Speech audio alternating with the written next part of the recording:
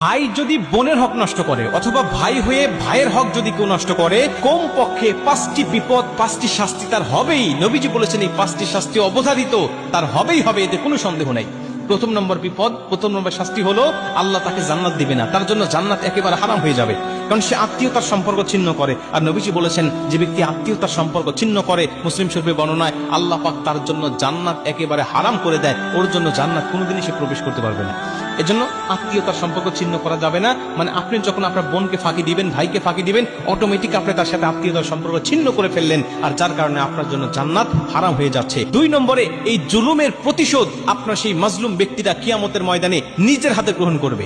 মানে আপনি তো জালিম, আপনি হক মেরে দিয়েছেন, আপনি জালিম হিসাবে কিয়ামতের ময়দানে আপনি যে আমলগুলো করেছেন, হয় নামাজ পড়েছেন, রোজা রেখেছেন, আপনি দান সদকা করেছেন বা হজও করেছেন, যেটুকু সওয়াব আপনি অর্জন করেছেন, এই সওয়াব নিয়ে যখন আপনি কিয়ামতের ময়দানে উঠবেন, আপনার সওয়াবের পাহাড় দেখে আপনাকে যখন জান্নাতি বলে ঘোষণা দেওয়া হবে, ঠিক সেই মুহূর্তে আপনার পাওনাদাররা আপনার কাছে আসবে, এসে বলবে, আল্লাহ ওই জালিম সে তো আমার হক নষ্ট করেছে, আল্লাহ আমার হকটা আমাকে বুঝায় দেন। আল্লাহ বলবে, হক কিভাবে নিবে? বলবে, আল্লাহ আমি আজকে তো কোনো সম্পদ নিতে পারবো না, তবে তার পাহাড় সম পরিমাণ যে আমলগুলো দেখা যাচ্ছে ওখান থেকে কিছু আমল আমাকে দিয়ে দেন।